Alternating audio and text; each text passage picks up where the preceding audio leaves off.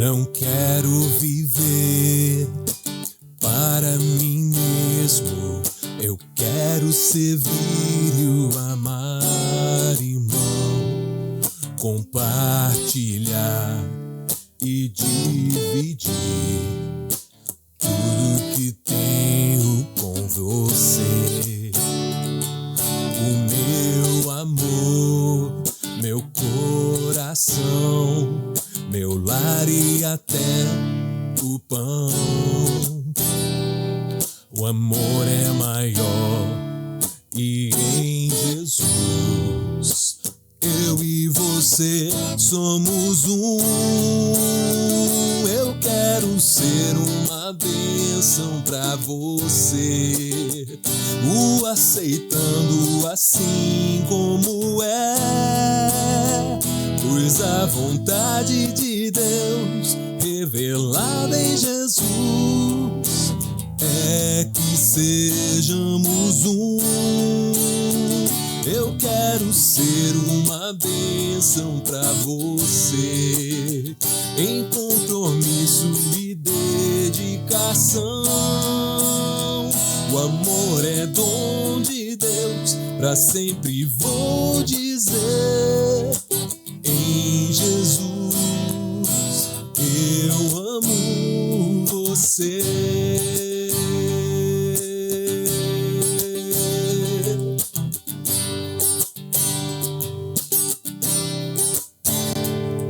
Não quero viver para mim mesmo.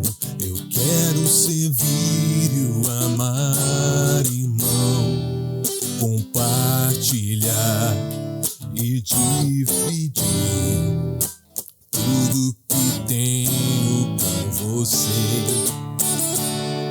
O meu amor, meu coração, meu lar e até o pão. O amor é maior e em Jesus eu e você somos um. Eu quero ser uma bênção pra você, o aceitando assim como é, pois a vontade de Deus revelada em Jesus é que sejamos um. Eu quero ser uma bênção pra você, em compromisso e dedicação. O amor é dom de Deus, pra sempre vou dizer.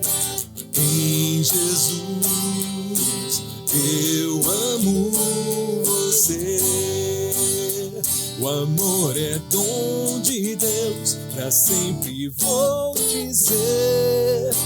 Em Jesus eu amo você. O amor é dom de Deus, pra sempre vou dizer. Em Jesus eu amo você.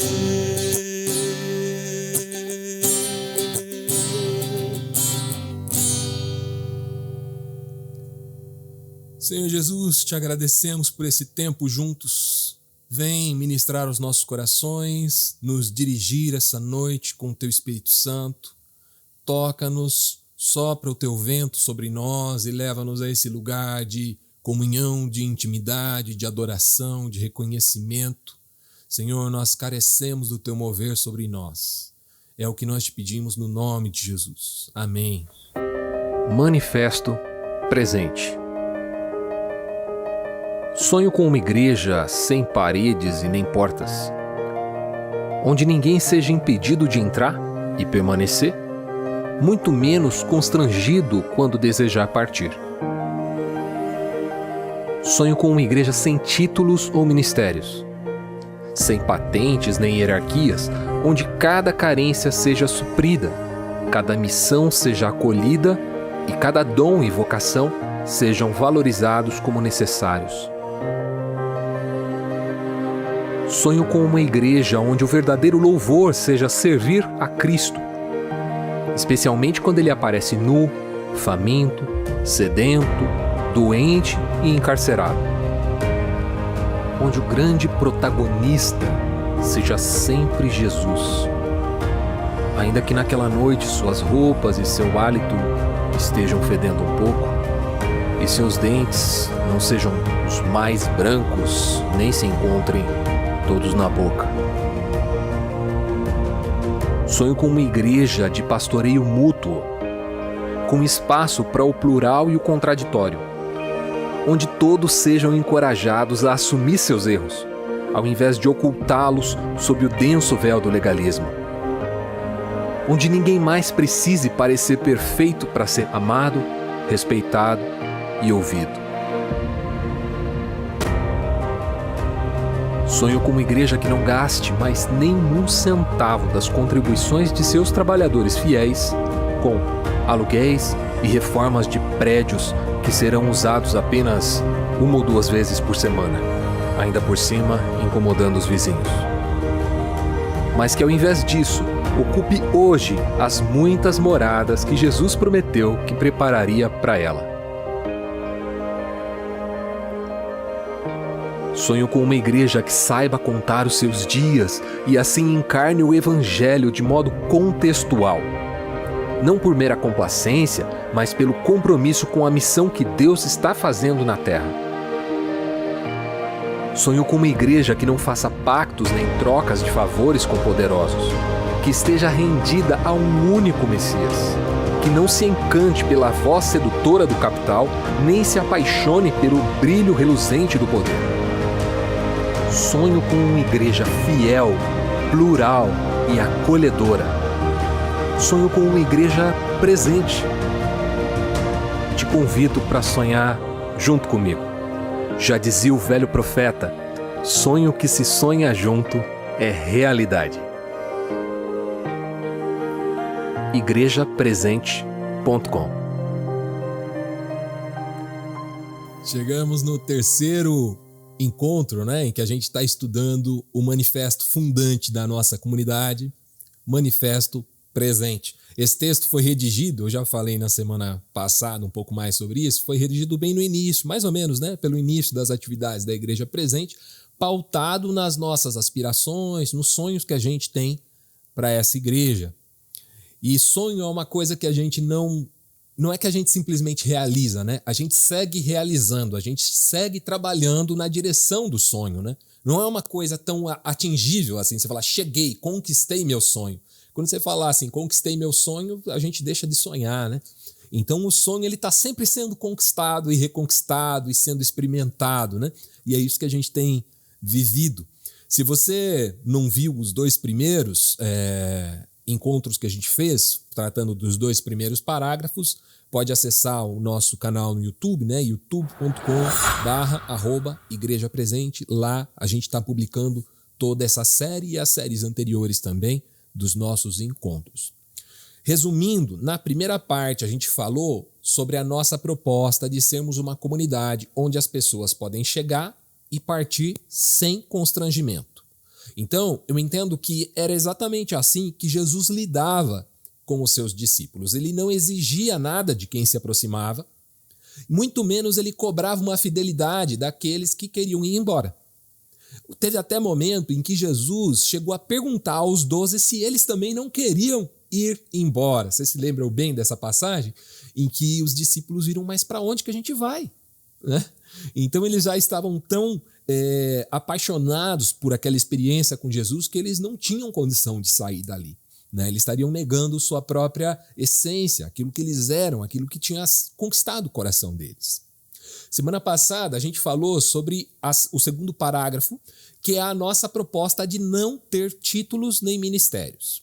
Aqui ninguém é chamado de pastor, de bispo, de mestre, de missionário, de diácono, ainda que as pessoas possam ter esses ministérios.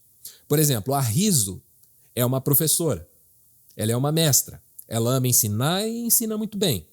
A Dani é uma diaconisa, ela é hospitaleira, ama servir e faz todo mundo se sentir em casa.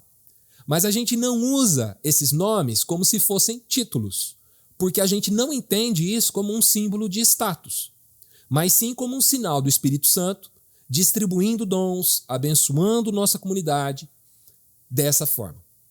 Assim, nós somos todos abençoados uns pelos dons dos outros, e não só quem recebe o dom é que é abençoado por ter esse dom. Agora chegou a vez da gente entender como é que a gente pode louvar a Deus. No terceiro parágrafo do Manifesto Presente diz assim: sonho com uma igreja onde o verdadeiro louvor seja servir a Cristo, especialmente quando ele aparece nu, faminto, sedento, doente e encarcerado, onde o grande protagonista seja sempre Jesus, ainda que naquela noite suas roupas e seu hálito estejam fedendo um pouco e os seus dentes não sejam os mais brancos, nem se encontrem todos na boca.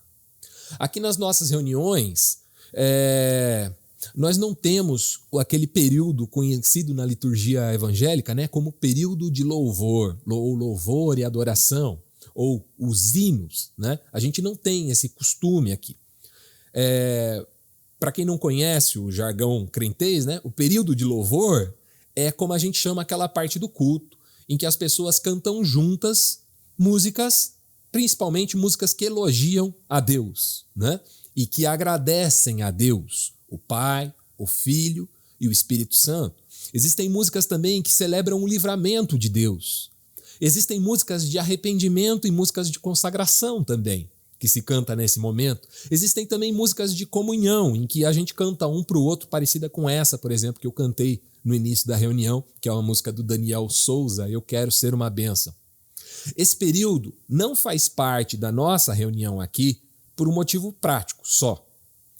Se todo mundo abrir o microfone junto e começar a cantar, vai virar uma bagunça, porque a gente está a algumas centenas de quilômetros uns dos outros e a internet não é tão rápida assim. Então, quando um estiver começando um verso, o outro já vai estar no verso seguinte ou terminando aquele verso. Então, a coisa não vai funcionar, a gente não vai conseguir cantar junto. É uma pena que a gente não consiga cantar junto, mas existem outras formas de se louvar a Deus.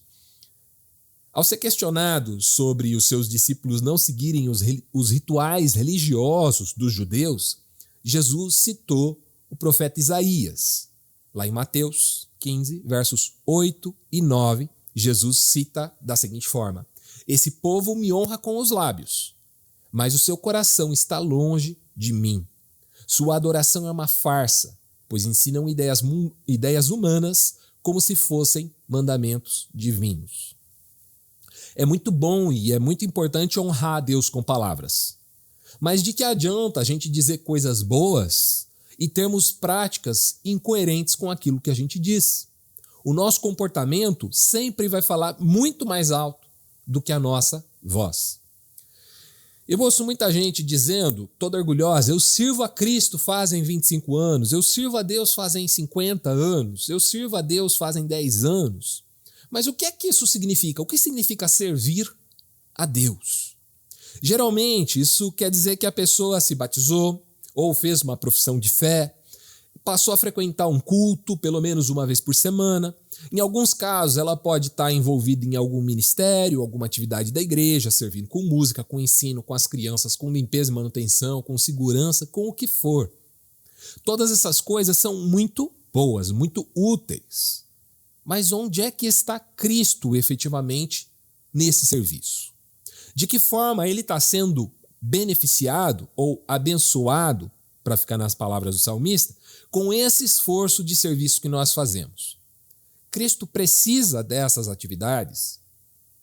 Desde criança, quando meu pai começou a me levar nos encontros de músicos para aprender com Asaf Borba, Gerson Ortega, Benê Gomes, Daniel Souza e outros, tinha uma frase que o meu pai sempre dizia e que me acompanha desde aquele tempo e, assim, formou o que eu penso sobre serviço na igreja. Meu pai diz assim: nem a melhor música, tocada da melhor forma, com os melhores músicos, os melhores instrumentos e equipamentos, na melhor acústica, com a melhor harmonia e a melhor de todas as intenções, é capaz de acrescentar 1 milímetro que seja a glória de Deus. Então, como é que eu posso servir Cristo? Se mesmo que eu dê o meu melhor, Cristo não vai ficar maior por causa do meu serviço. Ele continua sendo o Senhor do universo. Eu vou mencionar 3 passagens bíblicas aqui que ajudam a gente a entender um pouco isso. A primeira está lá em João 4. Ali, Jesus conta que Jesus se encontrou com uma mulher de um povo que era dissidente dos judeus. Por conta dessa cisão, esses 2 povos eram inimigos mortais. Se uma mulher samaritana tomasse água num poço, aquele poço estaria religiosamente impuro para um judeu. Interessante que Jesus encontrou com essa mulher exatamente na beira de um poço. E ele pediu para ela, já que ela tinha um balde, um cântaro, ele pediu a ela que retirasse um pouco de água para ele também, quebrando todo o protocolo e todo o tratamento que existia entre os judeus e os samaritanos. A mulher ficou tocada com a atitude de Jesus. E ela se impressionou com a sabedoria de Jesus, ao ponto dela reconhecer que ele agia como um profeta de Deus.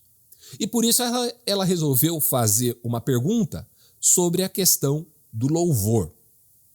Acontece que naquele tempo os judeus adoravam a Deus em Jerusalém, no Monte Moriá, onde Davi estabeleceu um local de culto.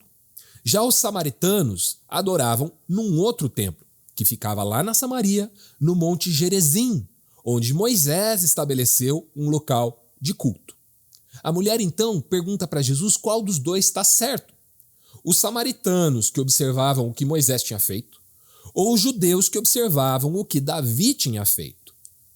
A resposta de Jesus foi que os 2 estavam errados, porque a forma correta de adorar não dependia de um local sagrado, mas de uma disposição de coração. Jesus conclui essa frase lá em João 4, 23 e 24, dizendo o seguinte: está chegando a hora, e de fato já chegou, em que os verdadeiros adoradores adorarão ao Pai, em espírito e em verdade. O Pai procura pessoas que o adorem desse modo, pois Deus é espírito e é necessário que os seus adoradores o adorem em espírito e em verdade. Em espírito e em verdade. Se Deus é espírito, faz todo sentido que eu o adore em espírito. Faz sentido que eu o adore espiritualmente. Deus não precisa de roupa, Deus não precisa de alimento, Deus não precisa de teto, Deus não precisa de dinheiro. Eu o adoro em espírito, em oração, meditando, cantando, conectando o meu espírito ao Espírito Santo de Deus. Nesse momento eu adoro a Deus em espírito. Mas se Deus é espírito, como é que eu posso adorar a Deus em verdade? Lembrando, o Pai procura aqueles que o adorem em espírito e em verdade. Para entender isso, a gente vai para um segundo texto que está lá em Mateus 25. Nessa passagem de Mateus 25, a partir do verso 34, Jesus está prevendo como vai ser o seu retorno em glória. Ele diz que nesse momento ele vai reunir todos os povos da terra e separar entre eles aqueles que vão para o seu reino eterno, que ele chama de os justos ou as ovelhas nessa passagem. Ele diz: eu vou separar as ovelhas e os bodes. No verso 34 ao 40, ele vai dizer qual vai ser a fala dele para as ovelhas, os justos. Venham vocês que são abençoados por meu Pai. Recebam como herança o reino que ele lhes preparou desde a criação do mundo. Guarde isso, desde a criação do mundo. Pois eu tive fome e vocês me deram de comer.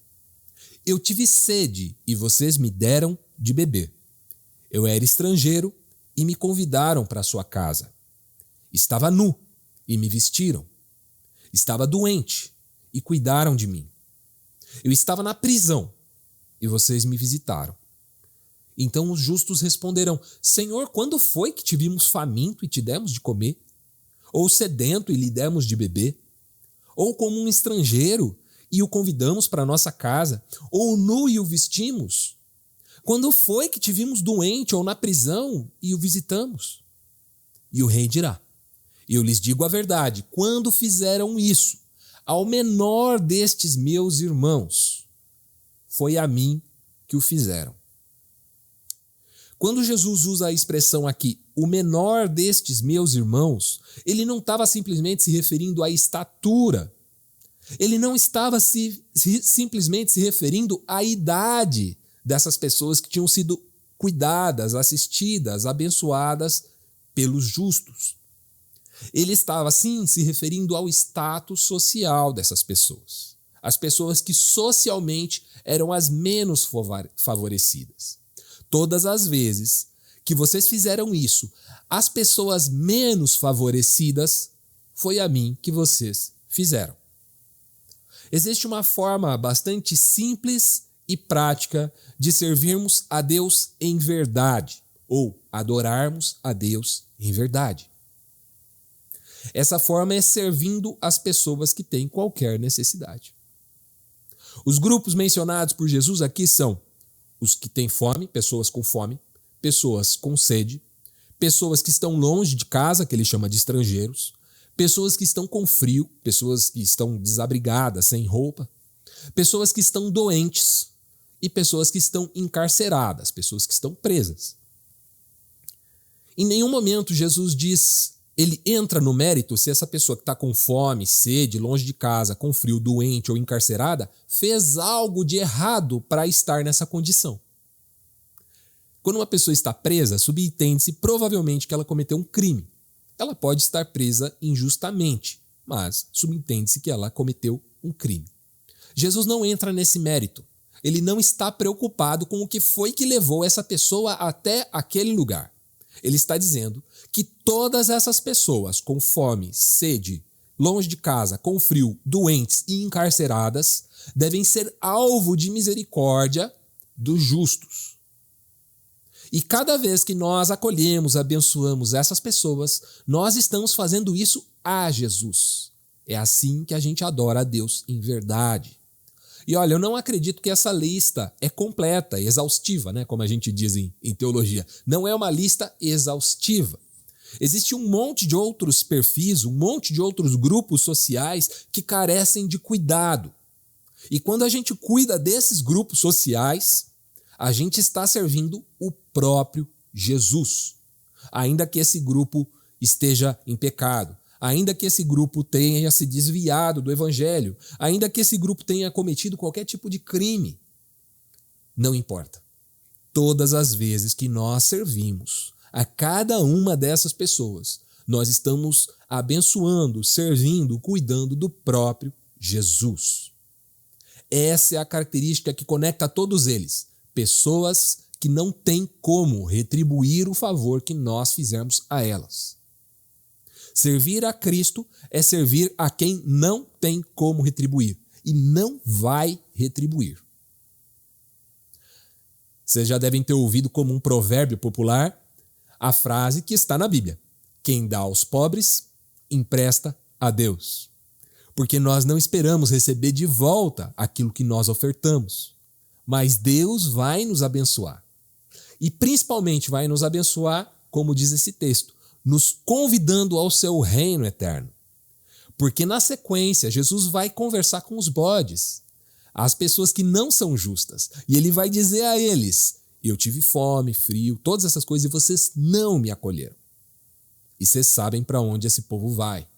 Deus, Jesus, o rei, os manda para o inferno, os manda ao tormento eterno, porque eles não o acolheram em suas necessidades.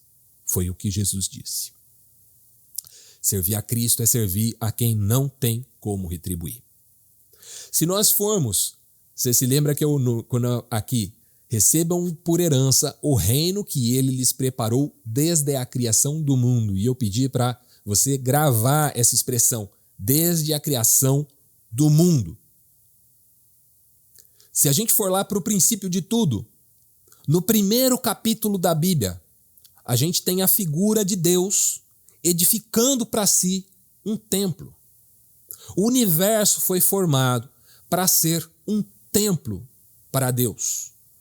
Toda a natureza, todo o relevo, as estações do ano, os peixes, os fenômenos naturais, os animais, as estrelas, as galáxias, os planetas, os asteroides, cada mineral. Tudo isso testifica quem Deus é. Romanos 1:20 fala sobre isso e diz assim: por meio de tudo o que ele fez desde a criação do mundo, podem perceber claramente os seus atributos invisíveis, o seu poder eterno e a sua natureza divina. Quando se constrói um templo dedicado a uma divindade, o último elemento que você coloca nesse espaço sagrado é a imagem da própria divindade. É isso que consagra aquele espaço sagrado. É isso que identifica para quem se deve prestar culto naquele local. Deus fez o mesmo quando criou o universo. Gênesis 1, 26 e 27. Então Deus disse: façamos o ser humano à nossa imagem. Ele será semelhante a nós. Dominará sobre os peixes do mar, sobre as aves do céu, sobre os animais domésticos, sobre todos os animais selvagens da terra e sobre os animais que rastejam pelo chão. Assim Deus criou os seres humanos, à sua própria imagem. A imagem de Deus os criou, homem e mulher os criou. A humanidade é a imagem de Deus na terra. Por isso que eu já disse aqui que pecado é tudo que ofende, mata, agride, menospreza, traumatiza, violenta, destrói, desumaniza, ridiculariza, vulgariza, objetifica, desonra, animaliza a imagem de Deus que está manifesta no meu próximo e em mim. Não existe nada mais sagrado, nada mais importante, nada mais precioso do que a vida humana. A nossa relação com Deus, concluindo, está intimamente ligada com a relação que nós temos uns com os outros. Deus é louvado quando a gente acolhe, ama e perdoa o nosso semelhante. Muito mais do que quando a gente diz elogios a Ele que não se traduzem num comportamento coerente. 1 João 4, 20 e 21 diz: se alguém afirma, amo a Deus, mas odeia o seu irmão, é mentiroso. Pois se não amamos o nosso irmão a quem vemos, como amaremos a Deus a quem não vemos? Ele nos deu esse mandamento: quem ama a Deus, ame também seus irmãos. É isso que eu queria compartilhar com vocês hoje e vou, como de costume, colocar uma pergunta, uma provocação para a gente dialogar em cima. Se vocês tiverem algum outro acréscimo além disso, fiquem à vontade também, como de costume. A pergunta é: se o Evangelho nos ensina a cuidar e amar o próximo, por que é que na igreja muitas vezes a gente é levado a rejeitar alguns grupos de pessoas? A quem isso interessa? Quem é que se alegra com essa rejeição de alguns grupos de pessoas? E aí podemos participar, se quiser acrescentar, se quiser embarcar na minha pergunta, fica todo mundo à vontade. Olha só, eu queria primeiro te agradecer, porque se você chegou até aqui, é porque você assistiu essa pregação inteira. Uma vez que você chegou até aqui, você deve ter percebido que no final da mensagem eu dou um espaço para todo mundo interagir e participar. E se você está vendo esse vídeo no YouTube, você também pode interagir e participar aqui embaixo nos comentários, dando a sua contribuição. Se você gostaria de participar ao vivo com a gente, agora está mais fácil do que nunca. Você só acessa igrejapresente.com/encontro. A gente está sempre ali, aos sábados, às 20 horas. É só chegar, participar, edificar e ser edificado com a gente. Clicando neste botão aqui, você segue o nosso canal e clicando neste botão aqui, você tem acesso a todas as nossas reuniões da Igreja Presente. Seja muito bem-vindo e aproveite. Abraço, tchau, tchau.